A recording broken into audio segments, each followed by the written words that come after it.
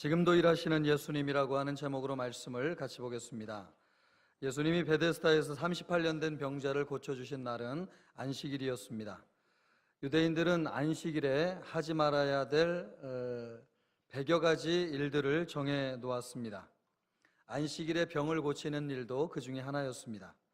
예수님은 그것 때문에 핍박을 받았습니다. 그때 예수님은 유대인들에게 아버지께서 지금까지 일하시니 나도 일한다 라고 말씀하셨습니다. 많은 사람이 영적으로 씨름하는 것 중에 하나는 하나님은 과연 살아계신가 하는 것입니다. 고난이 이렇게 세상에 많고 또 풀 수 없는 난제들이 이렇게 많고, 그래서 하나님의 도우심을 구하지만 하나님은 응답이 없습니다. 그래서 하나님은 없다라고 하는 결론을 내리고 교회를 떠나고 신앙을 버리는 사람들도 있습니다. 그런데 오늘 예수님께서 하나님은 지금도 일하고 계시고 그래서 나도 일하고 있다라고 말씀하고 있습니다. 단지 우리가 살아계신 하나님을 보지 못할 뿐이라고 하는 것이죠. 우리의 눈을 열어서 보면 일하고 계신 하나님을 볼 수 있고 그 예수님을 볼 수 있다는 말입니다. 왜 사람은 예수님을 보지 못할까? 이 말씀을 통해서 오늘 우리의 눈을 멀게 하는 것이 무엇인지를 깨닫고 다 함께 눈을 뜨는 은혜가 있으면 좋겠습니다. 먼저 잘못된 신앙과는 치유를 어렵게 합니다. 예수님은 안식일에 38년 된 병자를 고쳤습니다. 그것이 유대인들에게 문제가 되었습니다.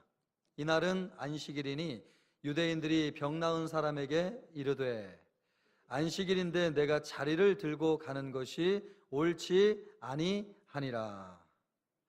유대인들이 안식일에 자리를 들고 가는 것을 율법으로 금하였습니다. 병자를 들 것에 올려가지고 옮기는 것은 괜찮았습니다. 그런데 빈자리를 들고 이동하는 것은 안식일의 율법을 범하는 것이라고 생각하였습니다. 원래 안식일에 물건을 들고 다니지 못하게 한 것은 느헤미야 선지자 때의 일입니다. 당시만 해도 유대인들이 안식일에 대한 개념이 없었기 때문에 성 안으로 물건을 가지고 들어가서 장사를 하였습니다. 느헤미야는 이러면 안 되겠다 싶어서 원천적으로 안식일에는 물건을 들고 다니지 못하도록 율법으로 규정을 하였습니다. 그래서 안식일에 물건을 들고 다니면 그것을 어기는 사람은 처벌을 하였습니다. 안식일에 물건을 들고 다니지 못하게 한 율법의 근본적인 취지는 그들이 하루 동안 자신의 욕망에서 해방되기를 바라는 것이고 또 진정으로 자유를 주신 하나님을 예배하고 경배하도록 하기 위한 것이었습니다. 사람들은 무엇인가 한번 빠지면 거기에서 헤어나오지를 못합니다. 그것에 노예가 되고 또 집착을 하게 되죠. 장사를 하는 것도 그렇습니다. 주일날 장사를 하기 시작하면 왠지 하지 않으면 허전하고 이상하죠. 그래서 주일을 범하는 일들이 많이 있습니다. 하나님은 그 모든 욕망에서 해방되어서 진정으로 하나님께 감사하고 또 하나님을 예배하고 하나님을 바로 보도록 안식일을 허락하셨습니다. 그러나 유대인들은 안식일을 이 수준에서 지키는 것으로 만족하지 않았습니다. 안식일을 지키는 것으로 유대인들이 하나 되고자 하였습니다. 그들에게는 세계 곳곳에 흩어져 있는 유대인들이 많이 있었는데 그 유대인들을 하나로 묶을 만한 이념이 필요했습니다. 그 이념을 안식일에서 발견하였습니다. 이날을 지키는 것으로 참된 유대인임을 나타내고자 하였던 것이죠.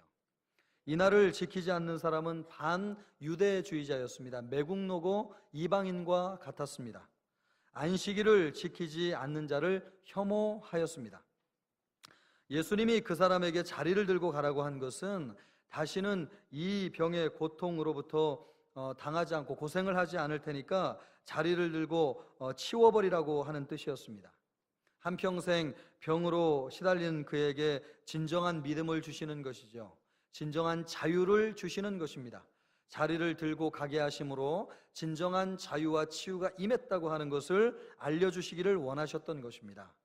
그러나 유대인들은 생각에는 이것이 율법을 어기는 것이었습니다. 안식일은 하나님이 주신 것인데 이 안식일을 잘못 사용해서 예수님과 대립하고 있는 것입니다. 이것이 단순히 물건을 들고 가느냐 마느냐의 문제가 아니죠. 이것은 심각한 영적인 문제였습니다. 안식일을 인간을 위한 계명으로 전락시켰습니다. 겉으로는 안식일을 지키는 것 같지만 그 결과는 안식을 주신 하나님의 참 뜻을 왜곡하고 또 참된 안식을 주시기 위해서 오신 예수님을 거부했습니다. 이 잘못된 종교적 신념 또 잘못된 신앙관에 사로잡혀서 구주로 오신 예수 그리스도를 보지 못한 것이죠. 지난주에 우리가 보았던 베데스다 못에 있는 병자들은 육신의 눈이 멀어서 물의 움직임을 보느라고 치유의 능력을 가지고 오신 예수님을 보지 못했다고 한다면, 영적으로 병든 유대인들은 잘못된 신념과 신앙관에 사로잡혀서 치유와 회복의 능력을 가지고 오신 예수님을 보지 못한 것입니다. 육신으로 눈이 멀었느냐, 영적으로 눈이 멀었느냐의 차이지 동일하게 옆에 계신 예수님을 보지 못하고 있는 것이죠. 신앙생활을 오래 하면 할수록 은혜가 떨어지고 영적으로 무기력해지는 것을 자주 봅니다. 세상에서는 스트레스를 받아도 교회 오면 치유와 회복을 경험하고 힘이 나가지고 돌아가야 될 텐데 그런 성도들을 많이 보지 못하는 것이죠. 성경도 알고 교회도 알고 신앙생활도 아는데 오히려 그 아는 것이 문제입니다. 잘못된 종교적인 신념, 잘못된 신앙관이 우리의 눈을 멀게 하는 것이죠. 그러니까 신앙생활하면서 안다고 하는 것이, 그것이 오히려 우리로 하여금 예수님으로부터 눈이 멀게 하는 것입니다. 어떤 사람들은 일만 있으면 어떻게 교회가 그럴 수 있냐고 흥분하면서 분노하는 사람들이 있습니다. 신문과 방송에 목사나 교회의 비리를 보면 흥분해서 비판해요. 그러면서 그래서 내가 교회를 나가지 않는 거야. 마치 교회나 목사는 흠도 티도 없어야 된다고 생각하는 것입니다. 과연 그러한가 하는 것이죠. 예수님은 건강한 사람에게는 의사가 필요 없고 병든 자에게라야 의사가 필요하다고 말씀하셨습니다.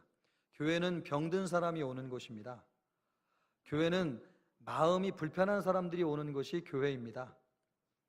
그리고 치유가 필요하고 살아나야 될 필요가 있는 사람들이 교회에 오는 것입니다. 그래서 교회에 오는 사람들은 대부분 건강하지 않은 사람일 수 있고 상처가 많은 사람일 수 있고 또 마음이 왜곡되어 있는 분들이 올 가능성이 많이 있고, 그런 곳이 바로 교회입니다.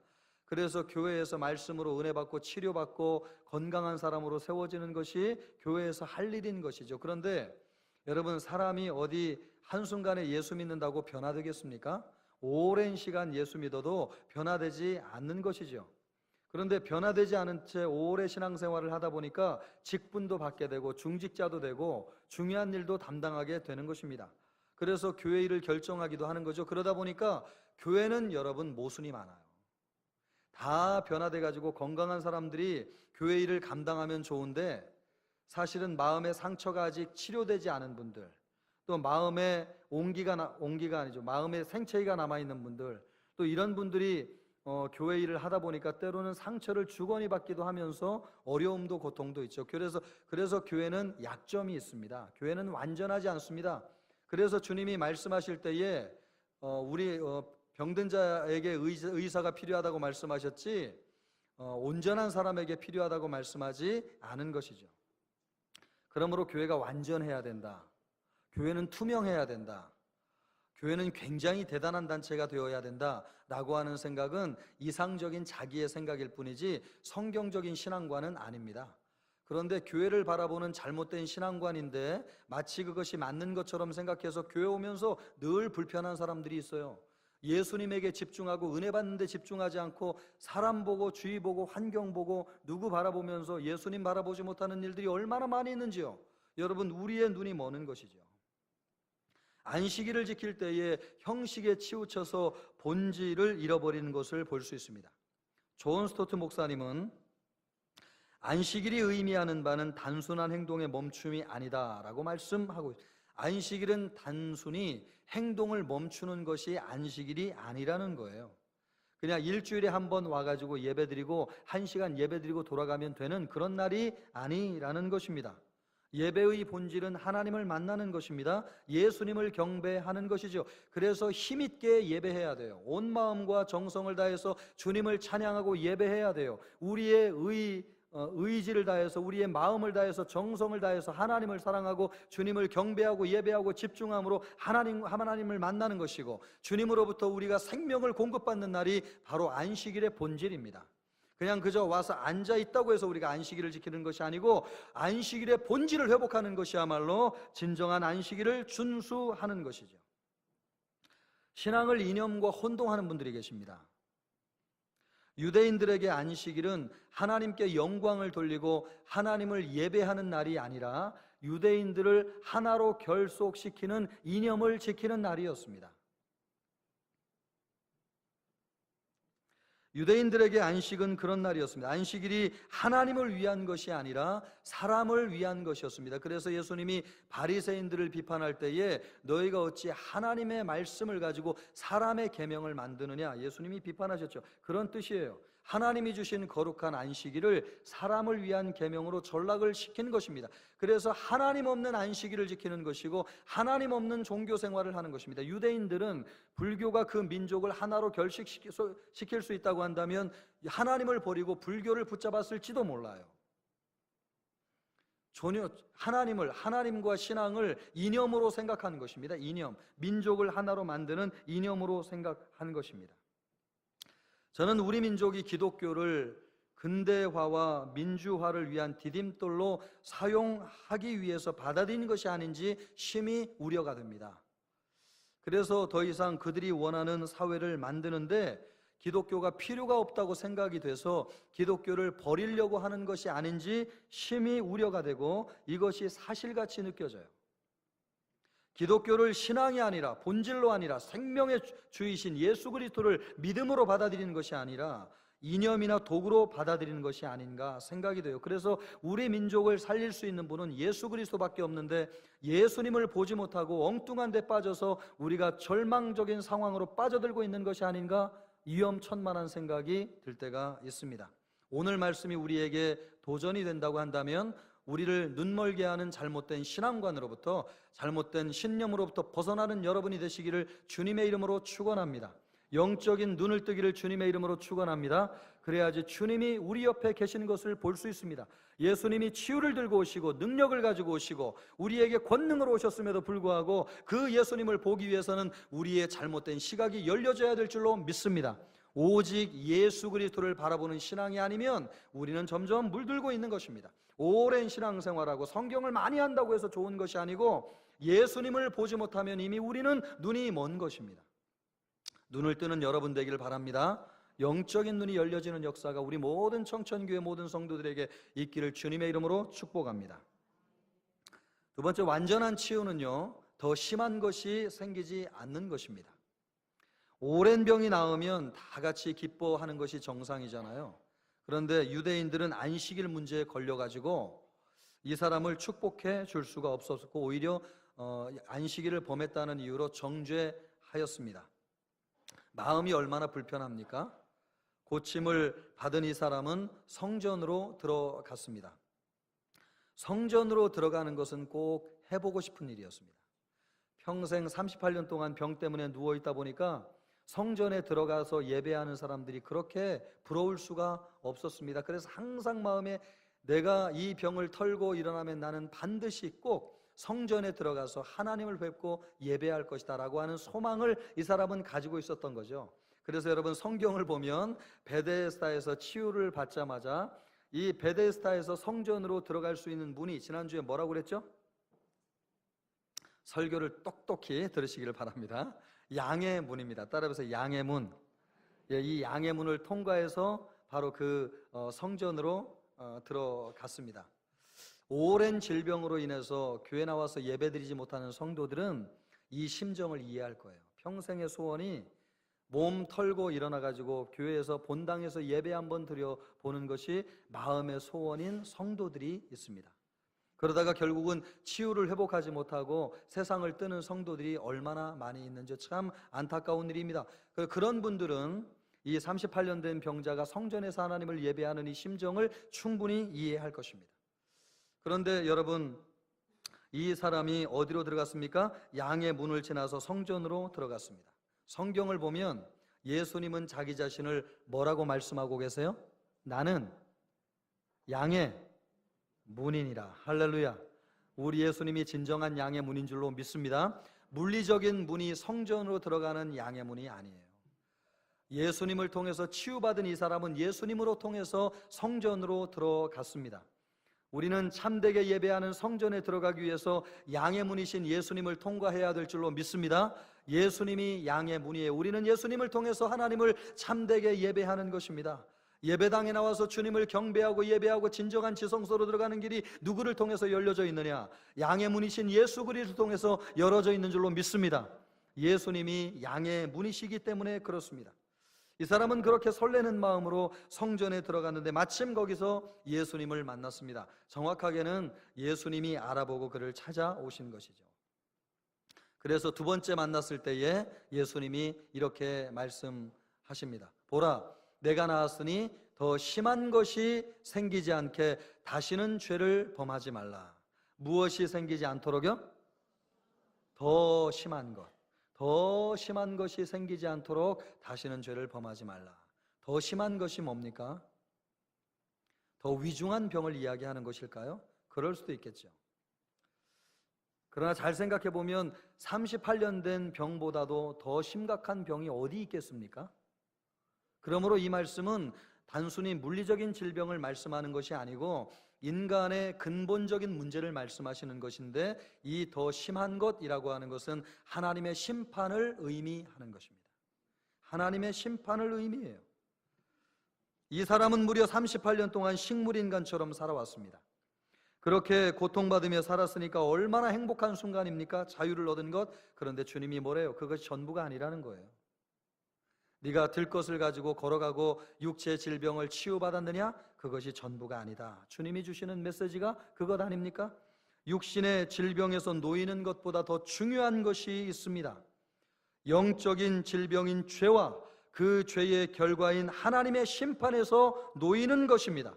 이것이 완전한 치유입니다. 예수님은 육체의 질병만 고치기를 원하시는 것이 아니라 영적인 질병으로부터 우리를 완전히 고치시기를 원하시는 줄로 믿습니다. 육신의 질병을 치유하신 근본적인 이유가 뭐예요? 영적인 질병을 치유하는 데 있습니다. 예수님은 이 사람에게 다시는 죄를 범하지 말라고 하셨는데 그 죄는 무엇일까요? 그 죄는 무엇일까요? 38년 전에 이 질병을 갖게 만든 그 원인이 되는 죄일까요? 다시는 죄를 범하지 말라라고 하는 말을 헬라어 원어로 번역을 하면 이 이상 더 죄를 계속해서 짓지 말라라고 번역할 수 있습니다. 그러니까 38년 동안 이 죄인은 계속, 이 병자는 계속해서 무엇을 졌다는 거예요? 죄를 졌다는 거예요. 아니, 38년 동안 누워있는 사람이 얼마나 죄를 짓길래 예수님께서 그런 죄를 짓지 말라고 말씀하셨을까? 참 의아하지 않을 수 없습니다. 그런데 이 말씀은 분명히 38년 전 병의 원인이 되었던 죄를 염두에 둔 것이 아닙니다. 38년 동안 병 중에서도 계속해서 범한 죄를 염두에 둔 것이었습니다. 그가 질병으로 고통당하면서도 끊임없이 부르시는 하나님의 음성을 거부하였던 것이죠. 그러면서 돌아오지 않은 영적인 죄를 의미하는 것입니다. 가난이 우리를 짓누르고 질병이 우리를 짓누르고 회복되지 않는 관계가 우리를 짓누르고 있음에도 불구하고 끊임없이 하나님이 우리를 오시라고 부름에도 불구하고 그 음성을 거부하고 하나님께로 돌아가지 않는 영적인 죄, 그것을 이 환자, 이 병자는 끊임없이 38년 동안 짓고 있었다는 것입니다. 이 문제가 육신의 질병을 고친다고 고쳐질까요? 더 안일하게 살면서 하나님께 감사하지도 않고 하나님을 떠나 살지도 모릅니다. 예수님이 이 사람이 육신적으로 영적으로 건강해지기를 바라셨습니다. 그래서 다시는 죄를 범하지 말라고 말씀하신 것입니다. 더 심각한 것이 뭐냐? 육신의 질병보다도 더 심각한 것은 죄 문제를 해결하지 않아서 생기는 하나님의 심판이라고 하는 것을 보여주고 있는 것이죠. 이 하나님의 심판을 면제하는 길이 무엇입니까? 하나님 안에 머무는 것입니다. 주님의 말씀대로 살아가는 것입니다. 하나님을 떠나지 않는 것입니다. 육신의 질병을 고치는 것이 중요한 것이 아니고, 그것보다도 더 중요한 것은 영적인 문제가 해결되는 것인데, 죄의 문제가 해결되고 하나님의 진노에서 벗어나서 완전한 하나님의 관계를 이루는 삶을 살라고 주님이 말씀하고 있는 것입니다. 그러므로 주님이 우리에게 주기를 원하는 완전한 치유가 무엇입니까? 육신의 질병을 더불어서 영적인 질병이 치유되는 것인 줄로 믿습니다. 예수님은 우리를 육신과 영적으로 완전히 회복하시기를 원하세요. 그래서 다시는 죄를 범하지 말라, 더 심각한 것이 너를 기다릴 수 있다라고 말씀하는 것입니다. 완전한 치유는 더 심한 것이 생기지 않는 것입니다. 우리가 병에서 노임을 받아 건강하게 되었다고요? 또 어렵게 살다가 어느 정도 살림이 안정되었다고 해서 안심하지 않기를 바랍니다. 더 무서운 것이 우리를 기다릴 수 있기 때문에 그렇습니다. 그 더 무서운 것이 뭐예요? 죄의 문제가 해결되지 않아서 여전히 하나님의 진노와 심판 가운데 사는 것을 말하는 것입니다. 하나님의 심판이에요. 더 중요한 것은 죄에서 노임을 받는 것이고 하나님의 심판에서 벗어나는 것인 줄로 믿습니다. 예수님이 38년 된 병자를 치료해 주신 것은 그가 믿음이 있었기 때문이 아니에요. 그에게는 고침받을 만한 믿음이 전혀 없었어요. 심지어 예수님이 누구신지도 몰랐습니다. 예수님이 오셔서 그를 먼저 치료해 주신 것이에요. 그는 38년 동안 의심과 불신과 미움과 원망과 저주의 마음으로 그 마음이 얼마나 완악해졌는지, 치유의 능력을 먼저 행하셔서 은혜를 베풀지 아니하시면 이가 도통 하나님의 용서를 받아들일 수 없는 완악한 죄인이었습니다. 그래서 주님이 이 용서의 은총을 베푸시기를 원하셨는데 그의 마음이 죄로 완악하여서 말씀이 들어가지 않으니까 주님이 치유의 능력을 베풀어 주셔서 그를 먼저 고쳐주신 것입니다.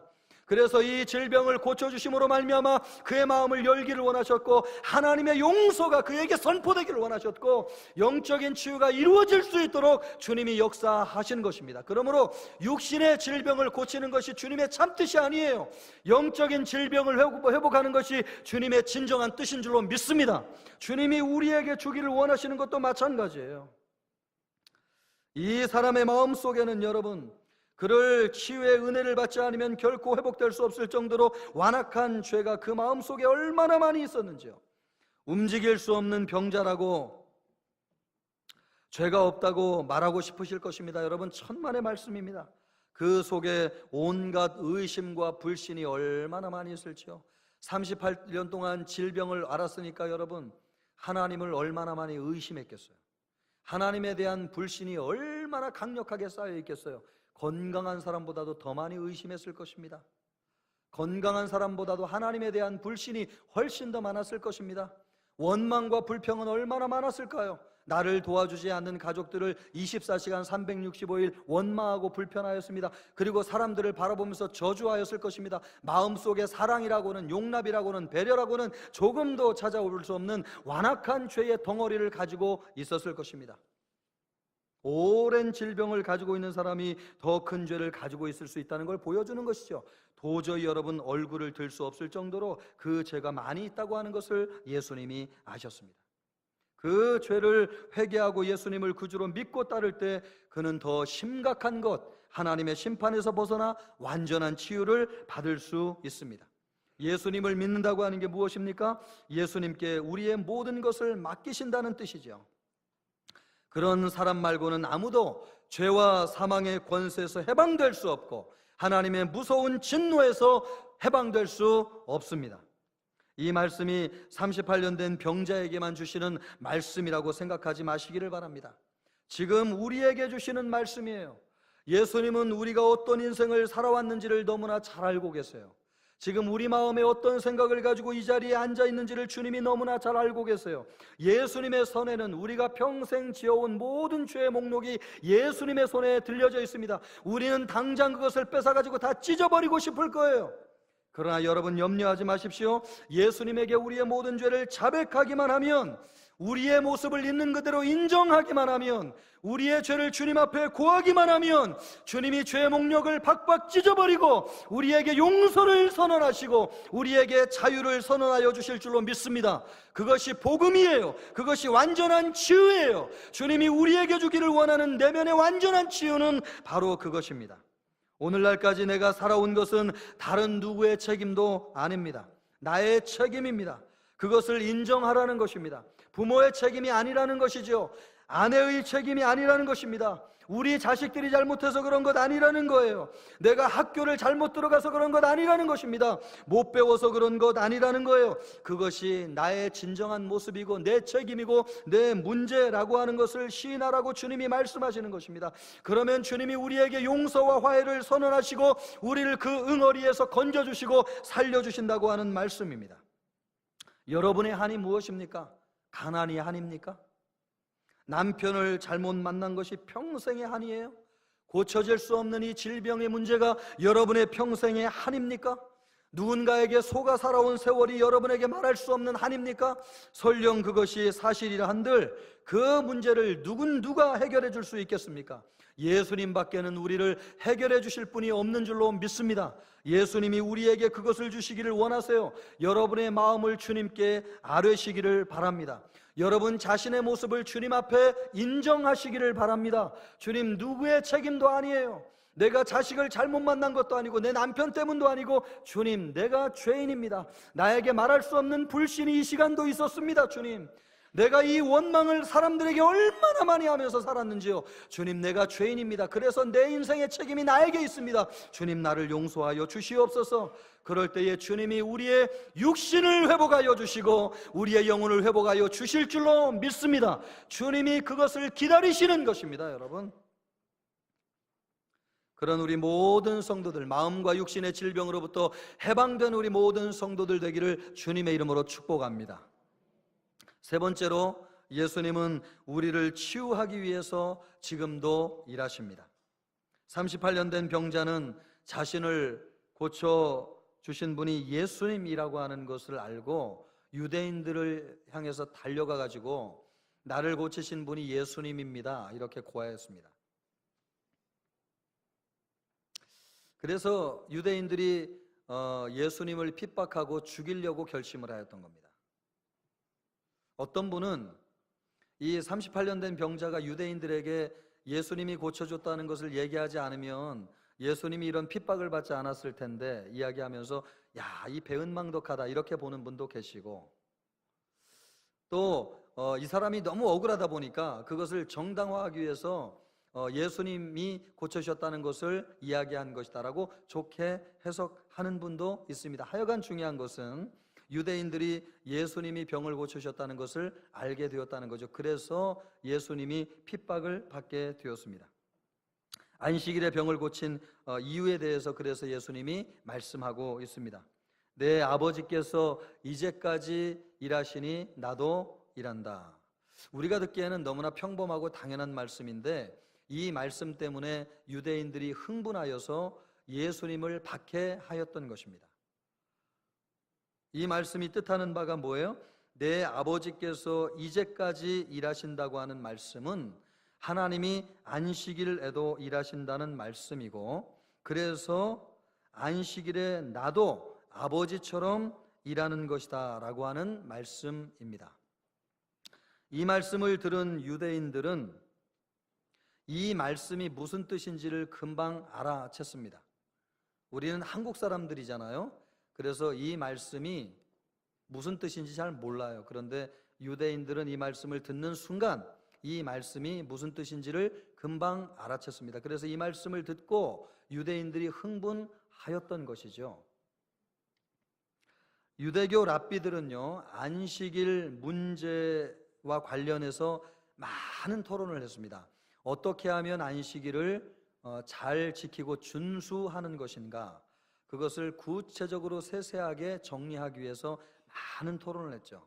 우리 TV 보면 유대인들의 헤브루타 교육 방영하는 다큐멘터리를 보지 않습니까? 거기에 보면 어떤 도서관 같은 공간에 모여가지고 유대인들이 모여서 머리에 빵떡 같은 모자를 쓰고 이렇게 막 뜨겁게 격론을 하는 장면을 볼 수 있습니다. 막 얼마나 시끄러운지 막 토론을 막 하는 거예요. 그것이 유대인들의 헤브루타 교육 방법의 본질입니다. 질문하고 답하면서 진리를 찾아가는 것이죠.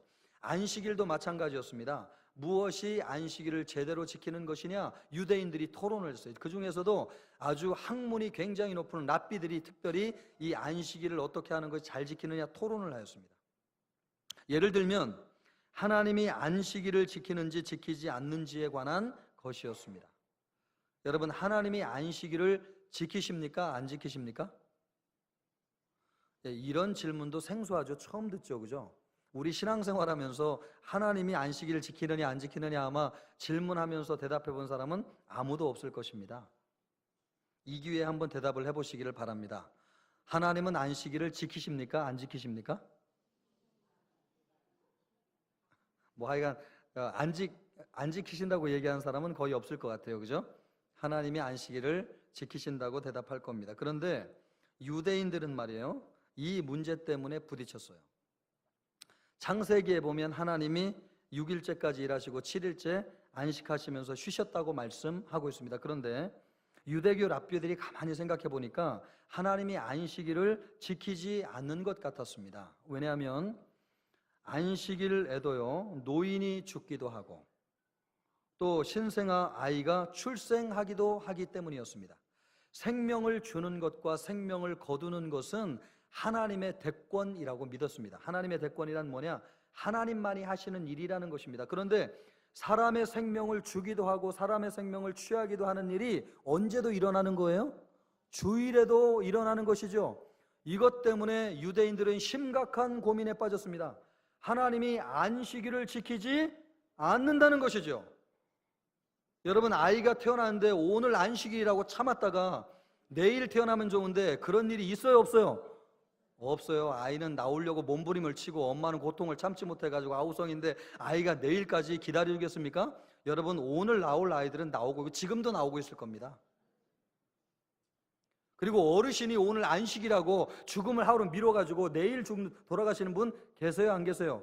그거 사람의 힘으로 할 수 없는 것이죠. 그러므로 생명을 주고 취하는 것은 하나님만이 하실 수 있는데, 아니 그렇다면 하나님은 안식일을 지키지 않는 것인가? 이런 고민에 유대인 랍비들이 심각한 고민에 빠졌습니다. 그래서 이렇게 정리를 했습니다. 하나님은 모든 일을 쉬시지만 단지 두 가지 일, 생명을 주시는 일과 심판하시는 일만은 안식일에도 한다, 이렇게 정리를 하였습니다. 여러분, 하나님은 안식일을 지키시는 분이에요, 안 지키시는 분이에요? 여러분, 혼동이 많이 올 겁니다. 이제 우리 주일날 발인해요, 안 해요? 해요? 발인 안 하잖아요. 발인 예배 안 드려요. 주일 지키느라고 우리 발인 안 해요. 그런데 여러분, 하나님께서는 사람을 죽이기도 살리기도 하시는 일을 지금 안식일에도 하시는데, 이 안식일을 하나님이 지키시는 거예요, 안 지키시는 거예요? 이 고민이 많은 문제죠. 그래서 유대인들은 두 가지, 하나님은 쉬시지만 생명을 주시는 일과 심판하는 일, 이 두 가지는 안식일에도 한다라고 정리를 하였습니다. 그런데 문제는 예수님께서 안식일에 병자를 고치는 것입니다.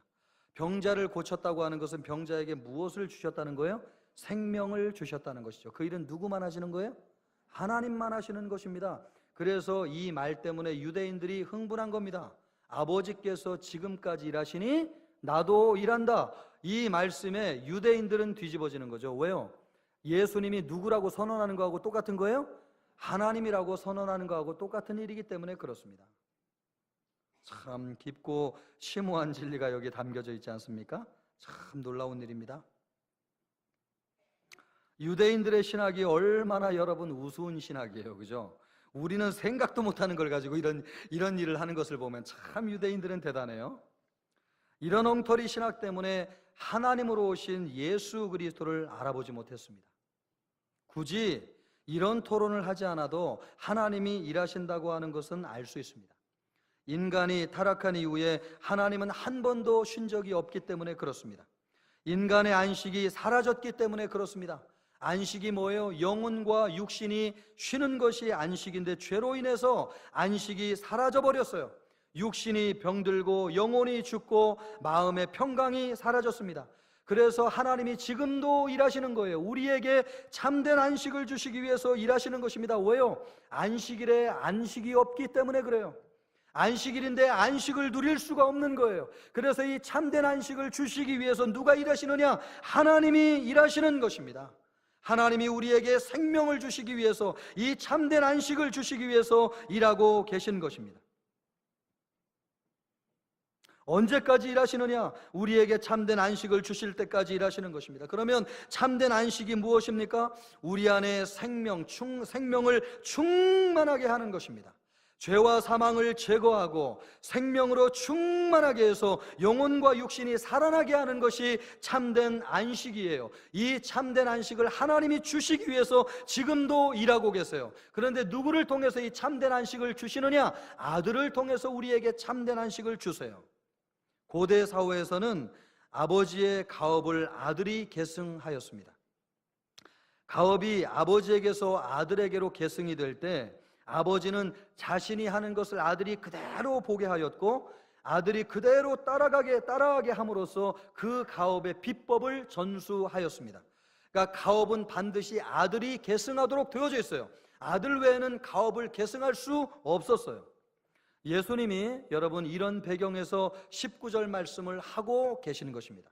우리가 읽지 않았지만 19절에 뭐라고 말씀하시느냐? 내가 진실로 진실로 너희에게 이르노니 아들이 아버지께서 하시는 일을 어떻게 하지 않고는요?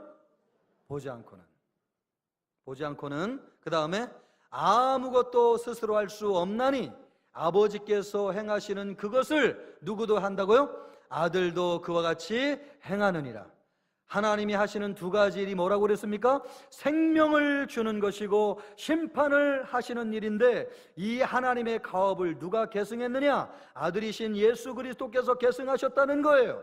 그래서 예수님이 지금도 하시는 일이 뭐예요? 우리에게 생명을 주시는 일과 심판하시는 일을 지금도 예수 그리스도께서 하고 계시다고 하는 것입니다. 할렐루야! 이 가업을 누가 계승했느냐? 예수님이 계승하셨어요. 그래서 오늘 우리가 읽지 않았지만 예수님이 이 말씀을 분명히 우리에게 하고 계신데 21절 말씀을 보시면 이렇게 말씀하고 계세요. 아버지께서 죽은 자들을 일으켜 살리심같이, 죽은 자들을 일으키는 분이 누구예요? 아버지 하나님이시죠. 그런데 누구도, 아들도 자기가 원하는 자를 어떻게 한다고요? 살리시느니라. 하나님이 생명을 주시는 분이신데 죽은 자에게 생명을 주시는 일을 누가 계승하셨느냐? 예수님이 계승하셔서 지금도 원하는 자를 살리신다는 것입니다. 할렐루야! 그래서 예수님께서 유대인들에게 지금 이 말씀을 하시는 거예요. 아니, 안식일 얘기하는데 무슨 뚱딴지같이 사람 살리는 일을 이야기하시느냐? 예수님의 말씀이 하나님이 안식일을 그 일 하시는데 내가 그 일을 계승한 사람이다 라고 하는 것을 예수님이 말씀하고 계신 것이죠. 또 여러분 22절에도 이 말씀을 왜 하는지를 여러분이 아실 것입니다. 22절 같이 한번 읽어보겠습니다. 아버지께서 아무도 심판하지 아니하시고 심판을 다 누구에게 맡겼다고요? 아들에게 맡기셨느니라. 이 심판은 본래 누가 하시는 일이에요? 하나님이 하시는 일이시죠. 하나님이 심판하시는 것은 하나님의 대권이에요. 하나님만이 하시는 일이에요. 그것을 누가 계승했느냐? 아들이신 예수 그리스도께서 계승하셨다는 것입니다.